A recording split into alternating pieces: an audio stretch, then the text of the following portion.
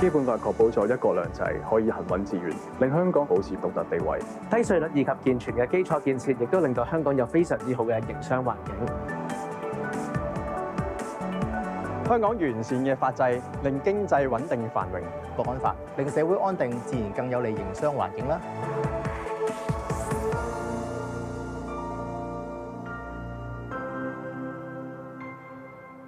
香港同祖國緊密聯繫，亦都係中國一個面向國際嘅窗口。呢個地位可以話係世界上獨一無二。基本法第115條保障咗我哋嘅貨物、無形財產，甚至係資本嘅流動自由。無論係內地或外地企業同香港公司合作，就係雙贏。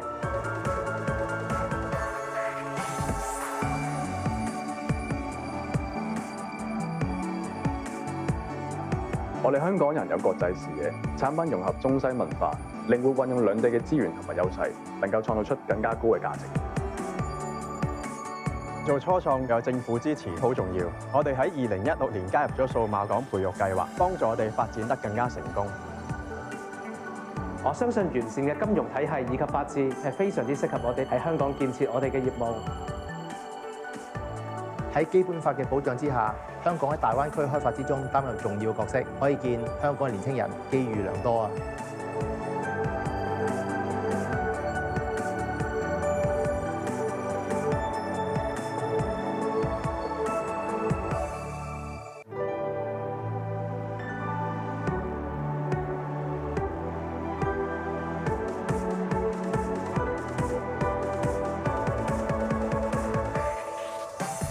基本法確保咗一國兩制可以行穩致遠，令香港保持獨特地位。低稅率以及健全嘅基礎建設，亦都令到香港有非常之好嘅營商環境。香港完善嘅法制，令經濟穩定繁榮。國安法令社會安定，自然更有利營商環境啦。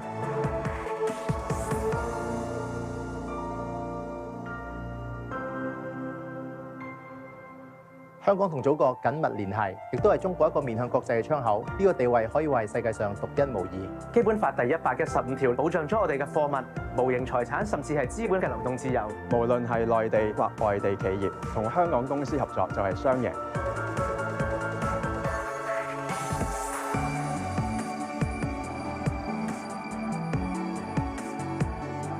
我哋香港人有國際視野，產品融合中西文化，靈活運用兩地嘅資源同埋優勢，能夠創造出更加高嘅價值。做初創有政府支持好重要。我哋喺2016年加入咗數碼港培育計劃，幫助我哋發展得更加成功。我相信完善嘅金融體系以及法治係非常之適合我哋喺香港建設我哋嘅業務。喺基本法嘅保障之下，香港喺大灣區開發之中擔任重要角色，可以見香港嘅年輕人機遇良多啊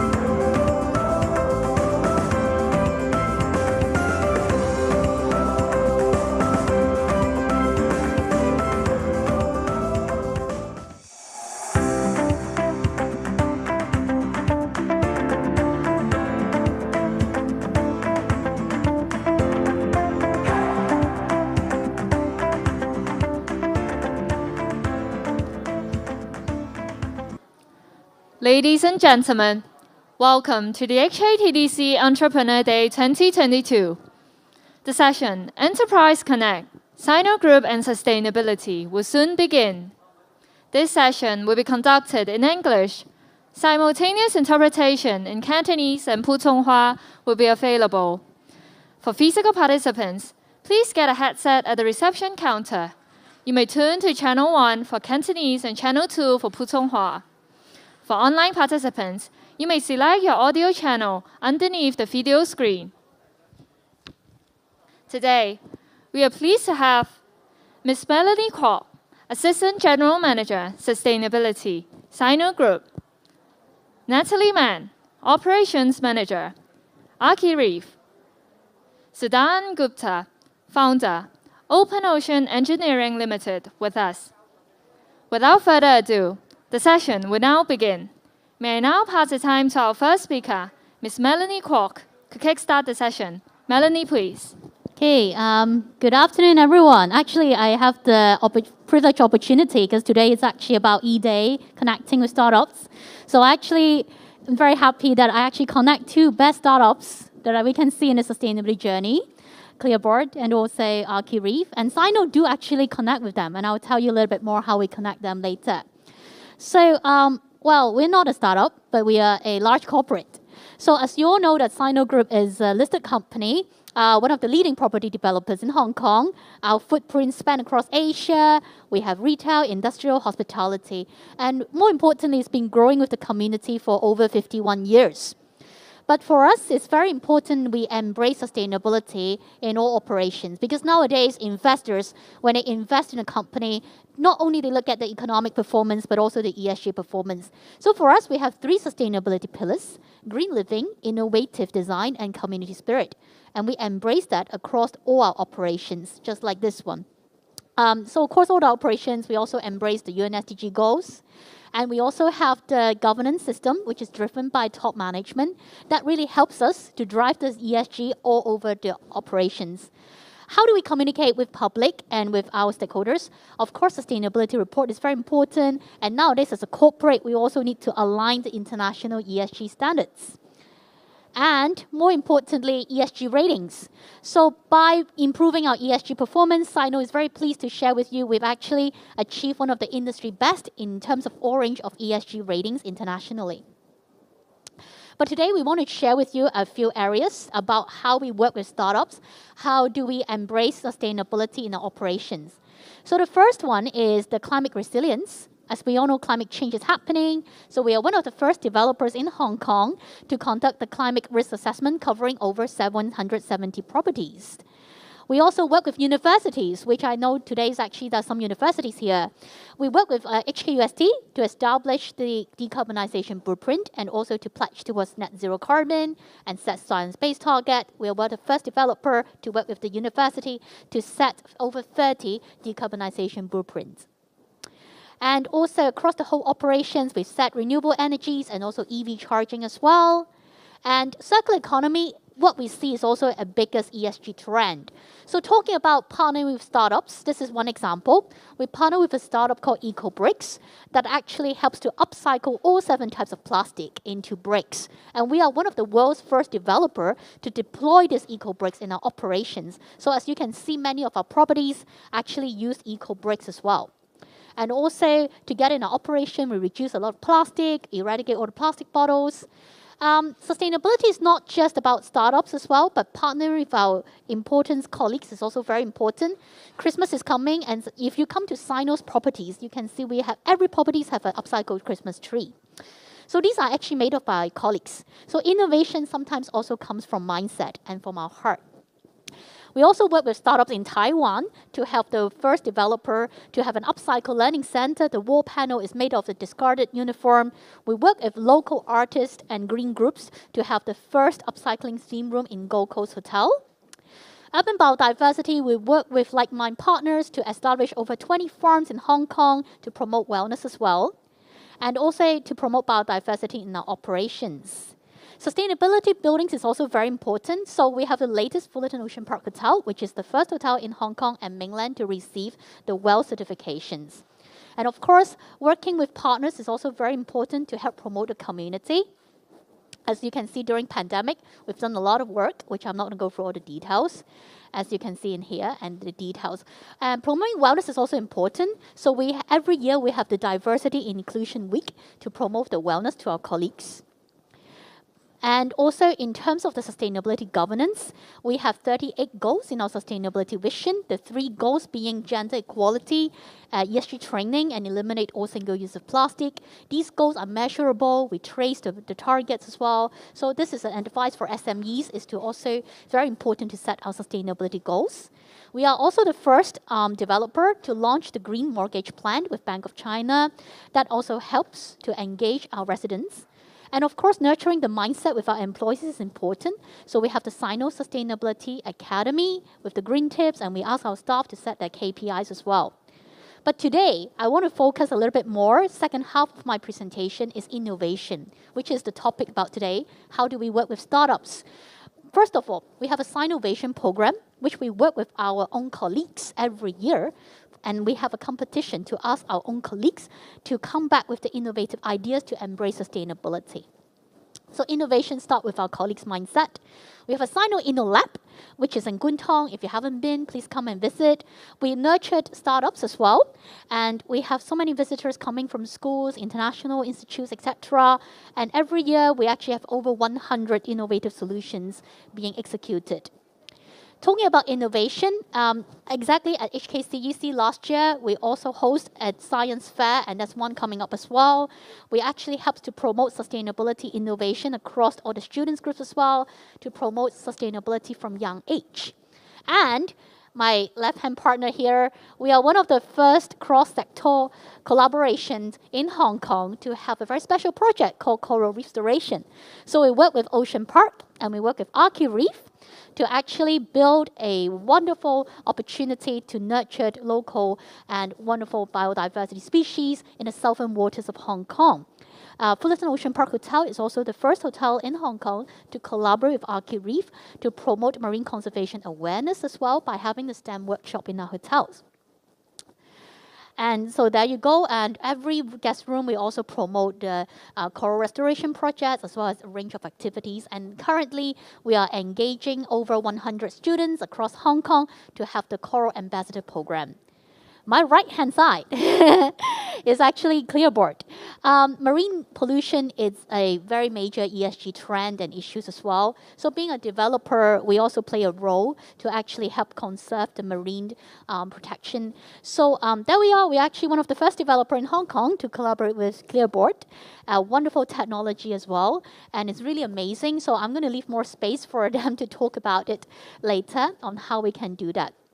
But I was told that the timing is actually very tight today. And I'm also told that being a head of sustainability, I need to give you guys some tips of how to collaborate with startups. For us, it's actually about connecting the like-minded partners. There's so many ESG topics around in Hong Kong, locally, internationally. So we need to ask ourselves to prioritize what are the most important ESG topics. So for us, it's urban biodiversity, decarbonization, and circular economy. So when you have the right directions, then you can connect the right partners. And I have to say, without the help of startups, we won't be able to where we are today as Sino Group. So it's important to really find the opportunity to connect with the right startups that today I'm so glad to sit in the middle to connect the right one around to really facilitate the sustainability solutions. And partnerships is super important.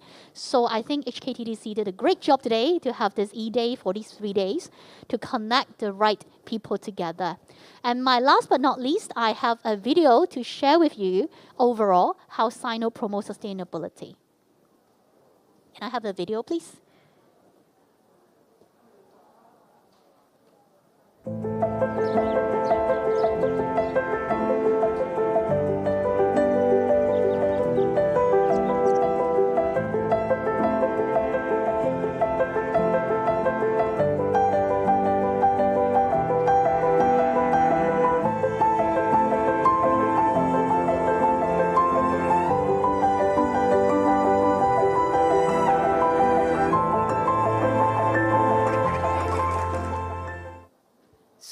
Creating Better Lifescapes is actually our mission, but our vision as well. So I hope by today's short sharing, you can see how Sino work very closely with wonderful startups together to promote creating better lifescapes. Thank you.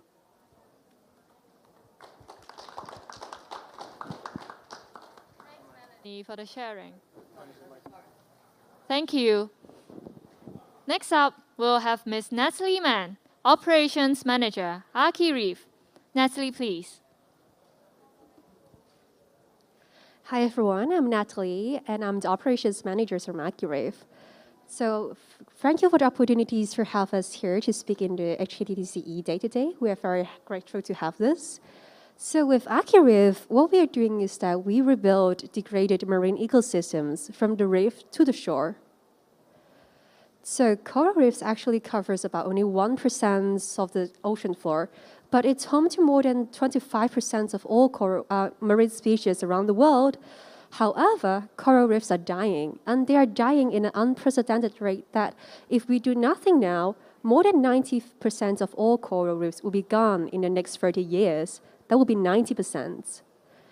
So that will lead to a devastating impact to our lives and to many industries. For example, reef tourism industry, which worth more than 36 billion, will be gone with the loss of the coral reefs. And also the fishing industry, which provide foods for more than 1.2 billion people, will suffer and eventually collapse. Also, the coastal communities will lack of protections from wave actions like storm and tsunamis, and to rebuild them will cost more than 270 billion. So the clock is ticking and the time for action is now. So that's where archiREEF comes in. We created the world's first artificial reef structure that 3D printed in clay, which is 100% natural material, and we call them reef tile. With the use of the reef tile, we can plant coral effectively. So the way it works is that we have a standardized base structure with legs and a hexagonal grid layer, and it's completed by a customized top layer, which we refer to a biomimicry layer. The biomimicry layer is designed by an algorithm that takes into account of the local water conditions, and we also designed a layer in lines with the requirements of the local geographies. So these standardized space will provide a structure that can help with preventing sedimentation, and the biomimicry layer actually helps with the adaptations of different coral species. So two of them together, we provide a better and more stable foundations for coral to thrive in. So how it works is that we will have divers to put the reef tiles to the ocean floor, and we will seed coral fragments on top of it. Soon after this, it will become looking like this. And you can see that it's starting to be populated by corals and other abundant and varieties of marine species. So this photo is actually taken after 1 year of the deployment of our first pilot project, which is in the Hoi Ha Wan Marine Park. So we lead the industry in terms of survivorship. For the coral that we put in place, we score a 98% survivorship, which is 4 times higher than any traditional method has been tried so far. And we also benefit from a very high scalability because we adopt an algorithm-based design that allows us to work from one geography to another easily. We also have an eco-engineering facility in Abu Dhabi, the UAE, that we operate and put our R&D into practice. So in terms of comparison with other traditional methods or even more modern methods, we secure a higher survivorship, and we also, it's more eco-friendly because we use completely natural material, and we also more scalable. So also is that having this said, we're very happy to be part of the coral restoration project with the Sino Group and Ocean Park. As Melanie has just said, it is the very first cross-sectorial coral restoration project in Hong Kong. So in this project, what archiREEF do is that we provide a scientific and technological support to build coral reef. And we also, what we do is that we will conduct some preliminary research and dive survey to identify the sites that it is suitable to carry out the restoration project, because we're a local startup that created the reef tiles, and most of our members come from a research and scientific background, that we can decide like where should we place the tile and plant coral with our scientific proof and studies.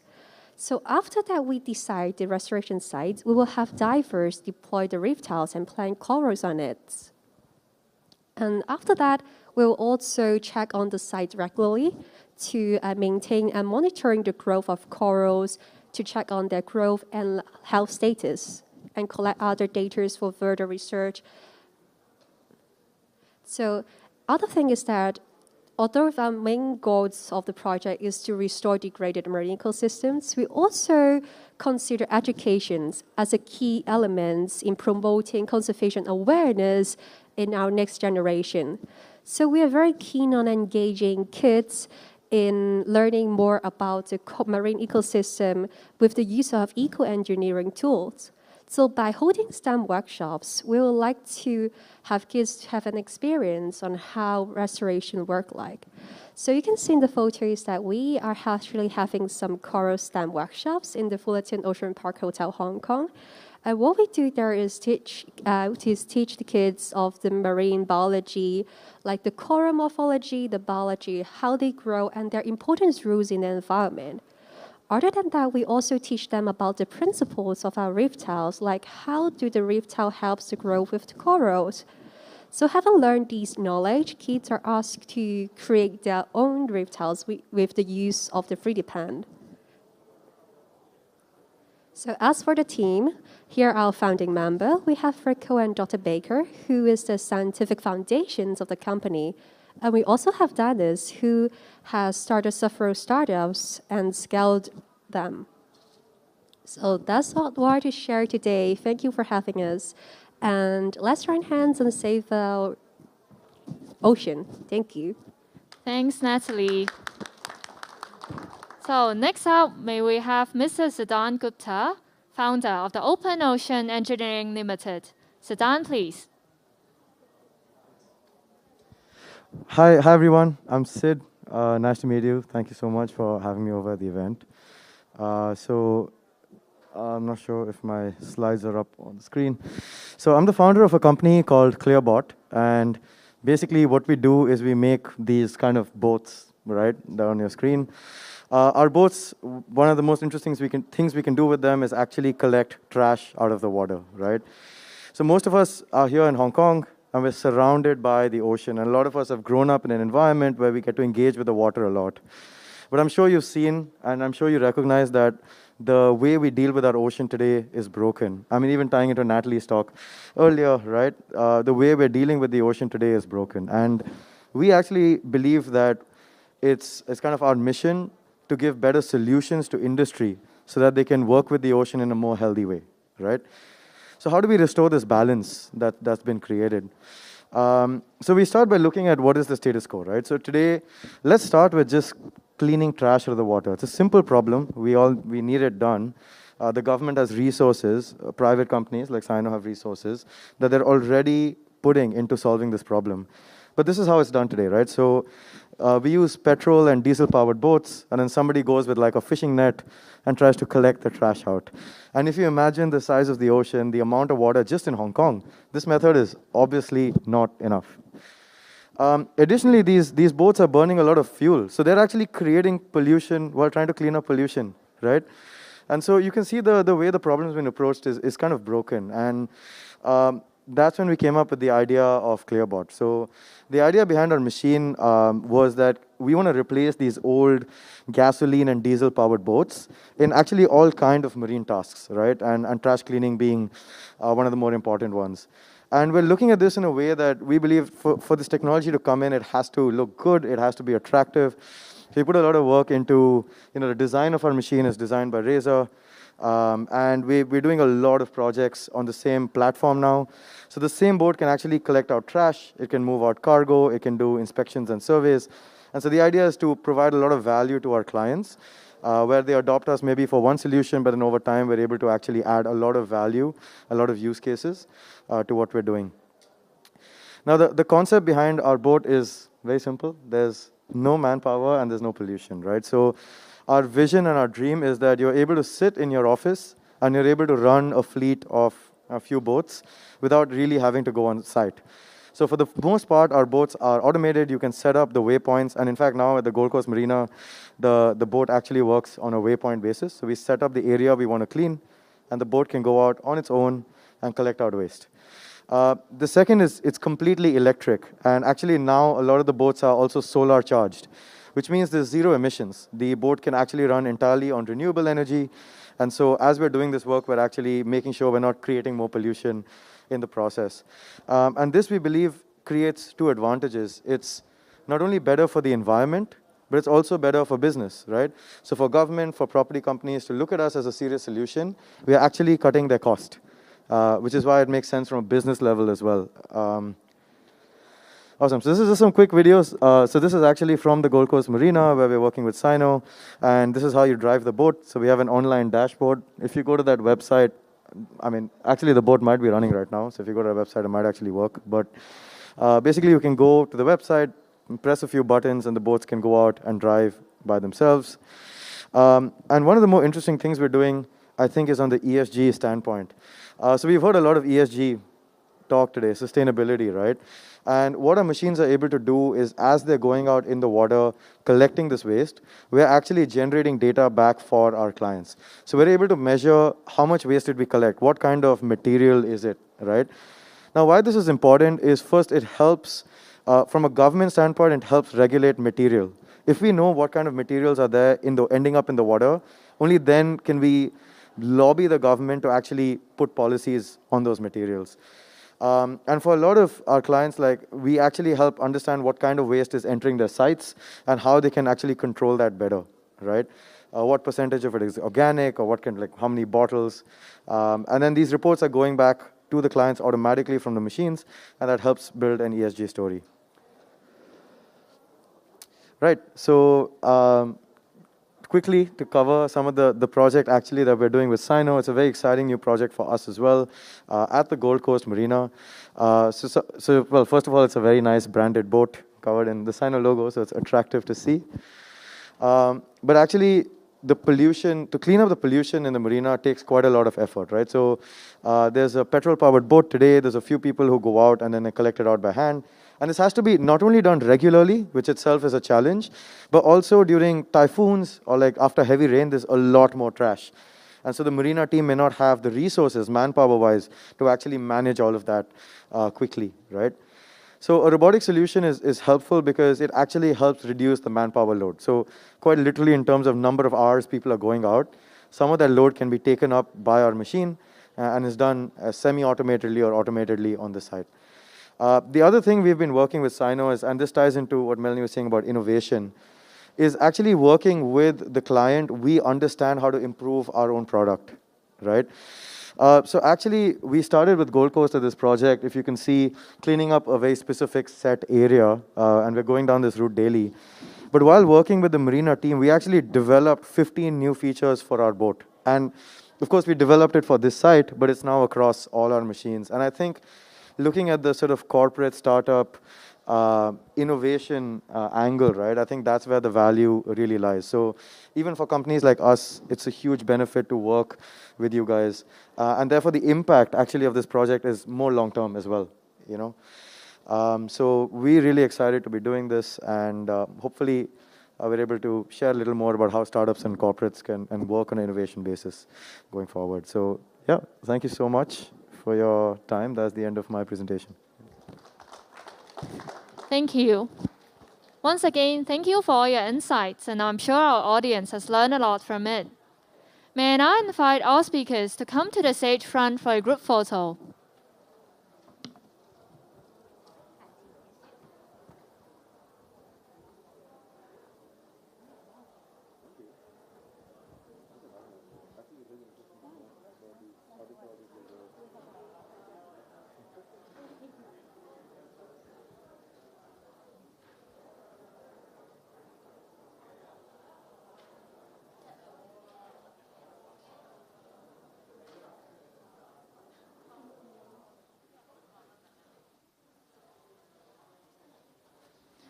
Thank you.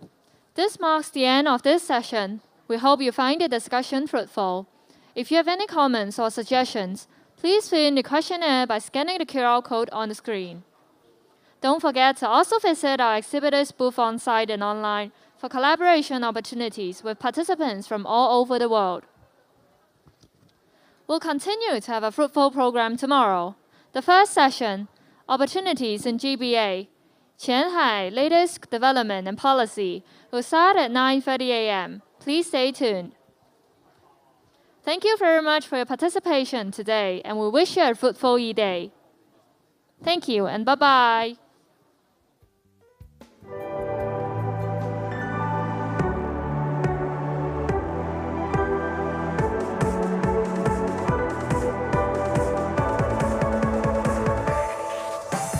《基本法》確保咗一國兩制可以行穩致遠，令